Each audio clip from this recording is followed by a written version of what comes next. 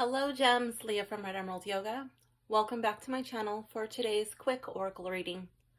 Today we are here with Mary, Queen of Angels oracle cards. This is an out of print deck that I really don't use that often, but based on some of the readings that I've been doing for some of my clients, I felt like this was a reading that some of you needed to hear. So go ahead and pick a pile based on the stone that draws your eye the most. Pile 1 is a rose quartz sphere. Pile 2 is a selenite wand. And pile 3 is a found beach stone. I believe this is agate, but don't quote me on that. So go ahead and jump down to your timestamp below, and I will see you in your reading. Pile 1, you can just stay put and I'll be right with you. Hello, Pile 1. If you have selected the rose quartz sphere, this reading is for you. So here we have feminine. I allow my feminine nature to shine brightly as a valuable part of my identity. Now, this doesn't really matter if you are male, if you're female, whatever you decide to call yourself. Everybody has masculine and feminine energies in their body. And it kind of just matters like how much, is flowing at any given moment. Masculine versus feminine energy. One can come on overdrive or underdrive at any time. And sometimes you can become stuck in a pattern, okay? Boundaries. It says, I am clear and honest with others about my expectations. I'm going to go ahead and read what it says in the book for these two cards, and then I will tell you what I believe your message is for today. So for card number 1, feminine, it says, Mother Mary demonstrates that you can be simultaneously feminine and strong. Her sweet and loving nature is balanced by a clear vision of her duty to God's will. Whether you're a woman or a man, you have a feminine and a masculine nature. This card comes to you as a message for you to allow your feminine side to be more present and accessible to others. Your femininity includes virtues such as nurturing, tenderness, sweetness, softness, and gentleness, as well as receptivity and intuition.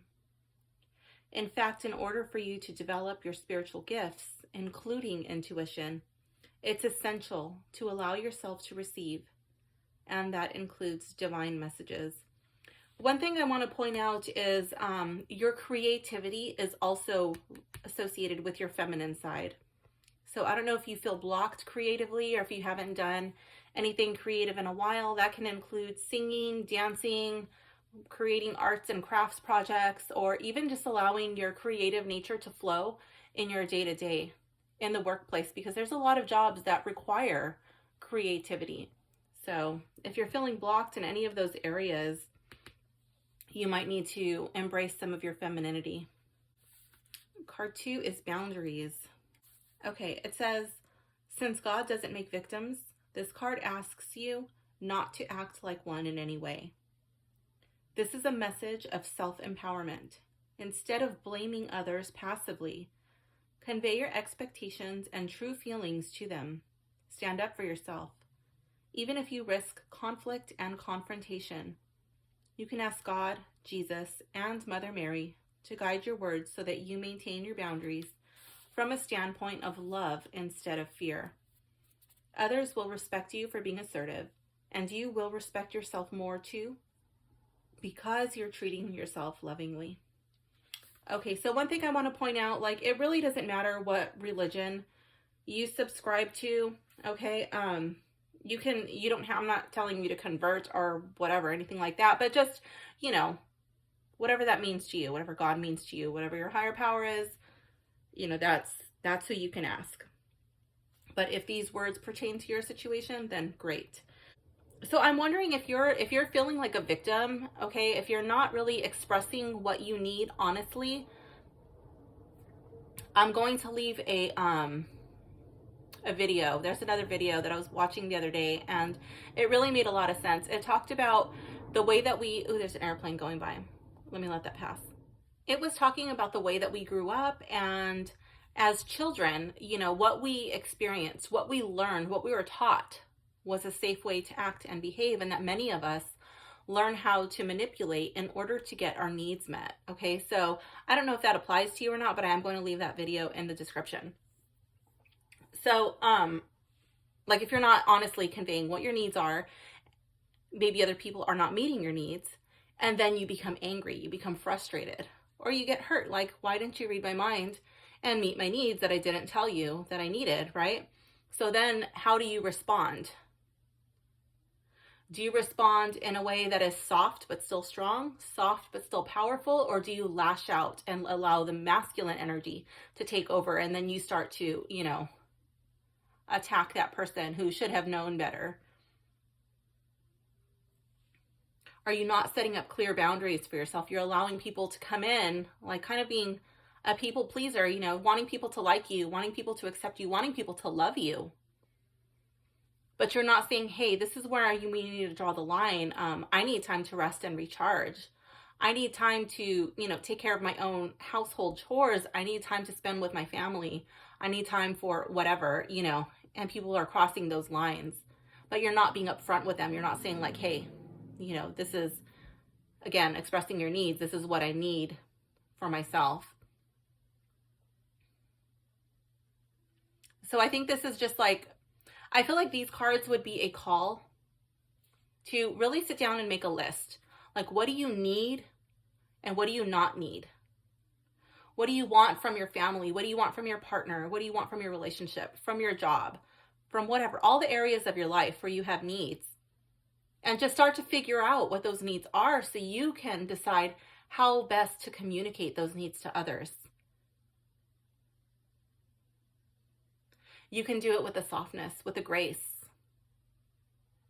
You can do it with love and tenderness. And then when you decide to be open with others, maybe others will in turn decide to be open with you.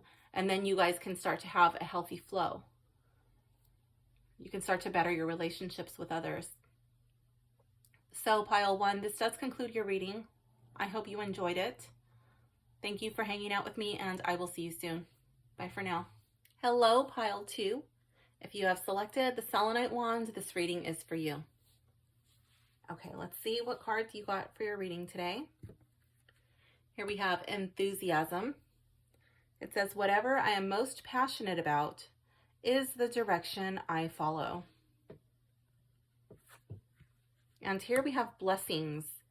Today I count my blessings, small and large, and I notice the new gifts that come to me from God.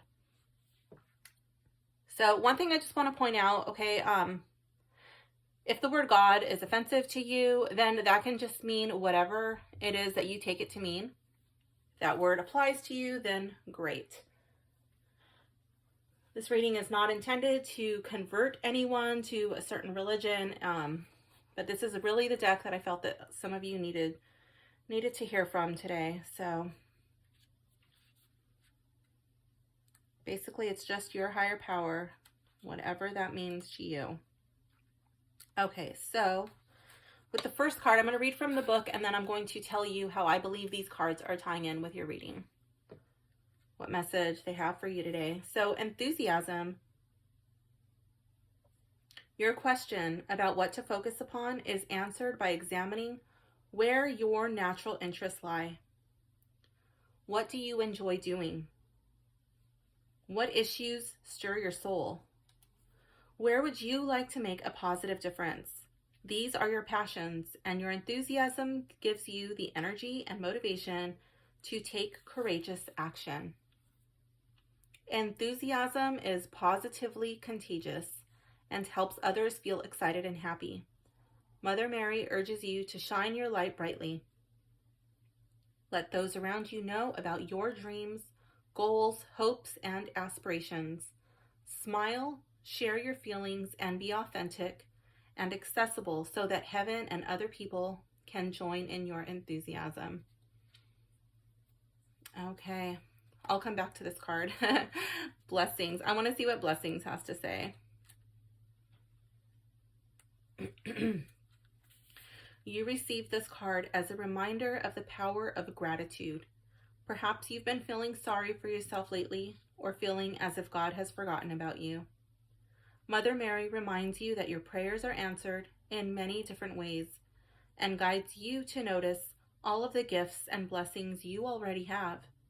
Sometimes shifting your focus from what's wrong to what's right can make you notice new blessings that had previously been overlooked. This is a card of optimism, asking you to purposely and consciously focus upon everything and everyone that you're grateful for. You can make a mental or written list daily, ideally to train your mind to notice all the gifts you already have. By doing so, you're more likely to notice the new ones coming your way. This card also signals that new blessings are entering your life as an answered prayer. Okay, I'm going to write something down really quick so I can remember to put a couple of meditations in your video. The first one is an anchor for joy. And the second one is a gratitude meditation. Okay. All right, so with this first one, I feel like it's asking you, what do you want to do? What do you want to do today? What do you want to do tomorrow? What do you want to do for the rest of your life? I feel like you might be a little bit jaded. You might be a little bit burned out. You might be a little bit like so frustrated with the way that things are going. Like right now, things might not seem as if they're going your way. You might be a little bit nervous about what's happening in your neighborhood or what's happening in your state, in your country. You might be worried about your loved ones. And I just feel like you're kind of feeling a little bit defeated. Like you've lost your joy. You're not really sure that you can make a difference. You can make a change for the better in this world. And this card is saying that that's simply not true. What stirs your soul? What are you passionate about? That is the direction that you're meant to follow. It might seem big, it might seem scary, it might seem impossible. Like, how the hell do I even do this? But this card isn't asking you to worry about that. It's asking you to simply notice and acknowledge your passions, acknowledge your dreams. Don't put them on the back burner because you think that that's not for you or that's not for people like you. That's for those people. That's for somebody else. That's for somebody with more resources. That's for somebody who was brought up differently than me. Why? I don't know if you watch any movies, these true stories of, people that do amazing things. The other day we were just watching a movie called McFarland. I'm going to write that down too.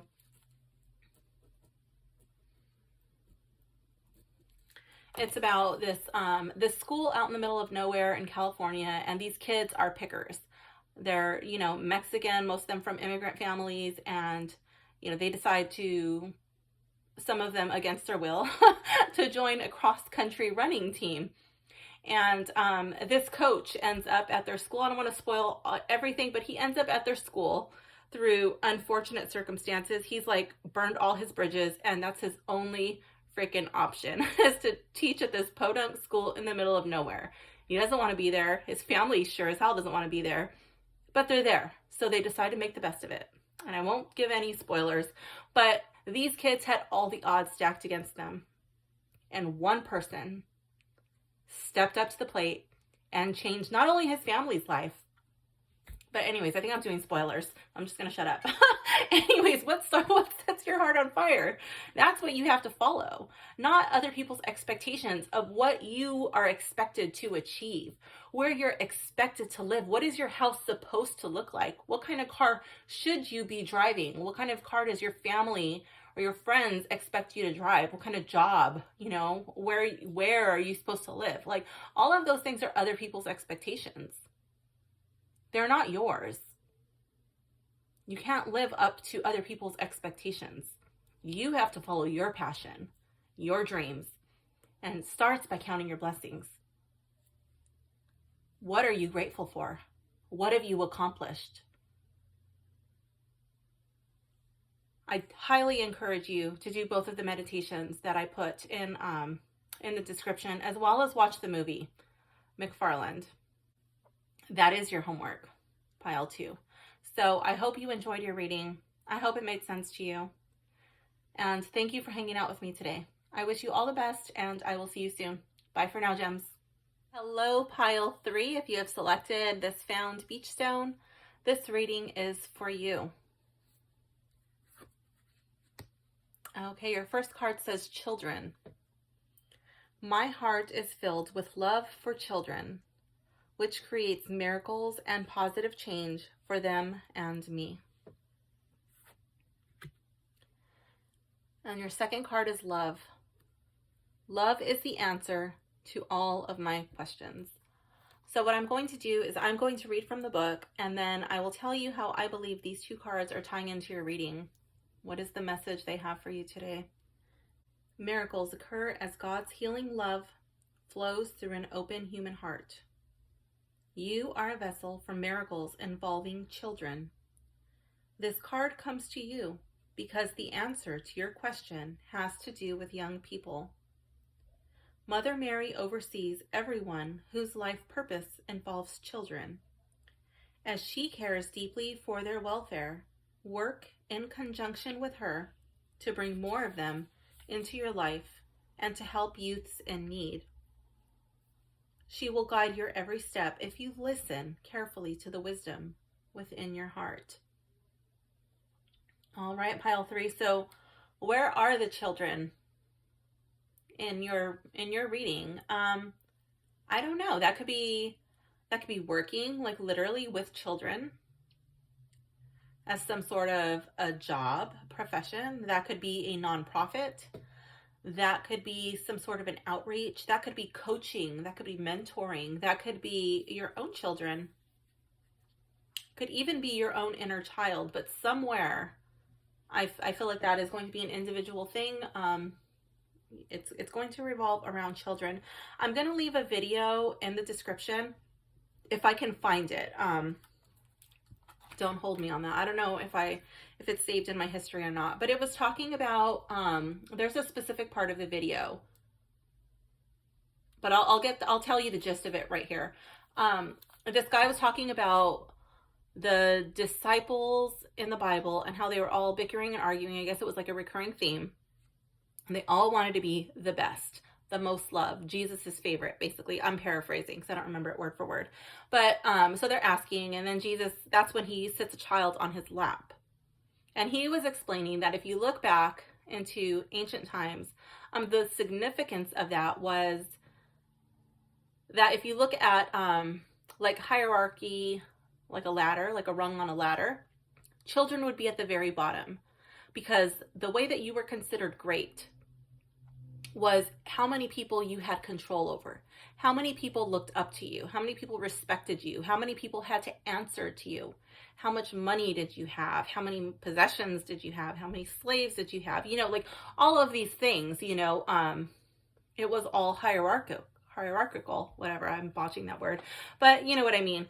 So children were at the bottom. So when Jesus picked up a child, somebody who had very little value at that time, and put him on Jesus's lap and said, until you become like this child, you won't even enter the kingdom of God. And he goes on to explain that's what it is. Like, the child is innocent. Oh, actually, I think that's the same video that I was talking about earlier. I don't know if it is. I might be inventing stories. But anyways, he's talking about what is a child? A child is open. A child is, they're not afraid to express themselves until they're taught that's not safe to do so. A child will openly tell you the truth until they get in trouble enough times, and then they're like, whoa, you know what? It's not safe for me to tell the truth.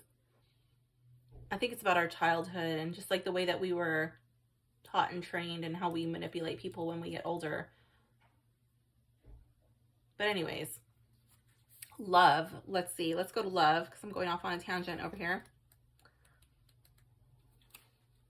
Love card says, this card reminds you that feeling loved is your true desire. And this very condition is continuously offered to you by God, Jesus, Mother Mary, and the angels. So I'm going to tell you the same that I told piles 1 and pile 2. The purpose of this reading is not to try to convert anybody to any particular religion. It really doesn't matter what you subscribe to, what religious beliefs you have. If these words pertain to you, then great, take it and run. And if not, then just think of it as your higher power, whatever that is, okay? Surround your current situation and relationships with love, which will loosen the bonds of ego attachments. When you pray for love to heal your situation, God sends angels to your side. Mother Mary counsels you to use only loving words when you speak, think, or write. Avoid pessimistic discussions with yourself or others, as it's essential for you to surround yourself with the highest energy available. By doing so, you'll witness miraculous healings, experience new opportunities, and attract wonderful relationships. Okay, pile 3. So I felt like I was going off on a tangent, but then I felt myself still like being urged to speak on that one video. Like it was like an internal struggle playing tug of war with myself inside. So based on this card, I do feel that you want to be loved, but I'm really drawn to how it talks about surround your current situation and relationships with love, which will loosen the bonds of ego attachments. I feel like you want to speak honestly, you want to speak from your heart, but going back to that video, like you don't know if it's safe. You don't know if you can speak from the heart, probably because you were taught at a very young age that it's not safe to do so. So I do suggest that you watch that video when you get a chance. There's also a meditation in the description, an anchor for joy. I want you to do that too. I'm really drawn to where it says, use only loving words when you speak, think, or write. Avoid pessimistic discussions with yourself and others. So I feel like this card is like all about taking whatever thought, opinion, or words that you want to speak and finding the positive form of those words and redirecting your thoughts in that way. Like, for example, I have a dog and he lost all of his ability to move. He became completely paralyzed from his neck down. He couldn't turn his head. He couldn't eat by himself. He couldn't drink water. He couldn't go to the bathroom. It's probably TMI, but whatever. Like, he could do nothing by himself. And instead of focusing on like, oh, my dog's paralyzed, I wish my dog wasn't paralyzed, or, sending out prayers or meditations like, oh, please heal my dog. Please fix my dog. Don't let him be paralyzed. I would focus on the positive. And I would tell him things like, you got this, Bob. You're strong. Look at you, so strong. And I would get his legs and I would move them around. And I would say, look at you moving your legs. Your body is remembering how to move. Anyways, my dog is fully recovered. No surgery. Pulled out every woo trick in the book along with whatever I could find from Western medicine, and I just did a hybrid approach. That's not medical advice, but that's just an example from my own life story of focusing on the positive, taking whatever thoughts, opinions, and situation I'm presented with and redirecting it from the negative form to the positive form. I believe it does work. It does make a difference. So yeah, I believe that somehow you are being called to do that with children.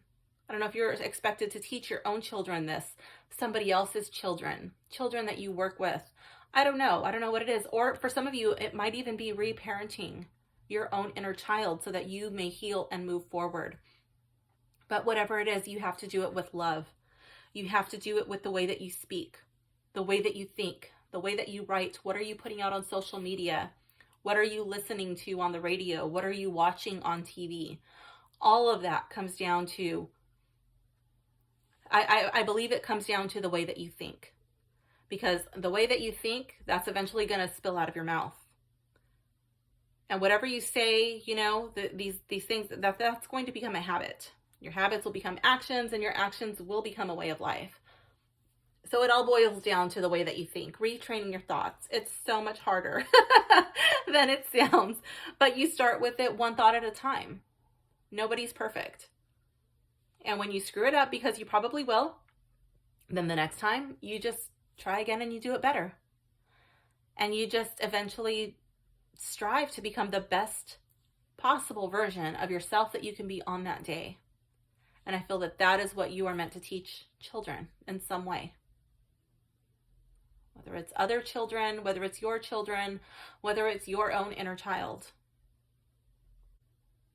What are you going to speak to that child or those children? How are you going to teach that child or children to speak, think? So pile 3, this does conclude your reading. I hope you enjoyed it. I do believe that the video on manipulation, I do believe that's the one with the child being on the low ladder rung. So if it's not, I'll make a note in the description, but I'm pretty sure it's the same one. So yeah, please do watch that. So this does conclude your reading. Thank you for hanging out with me. I hope you enjoyed your reading, and I will see you soon. Bye for now, gems.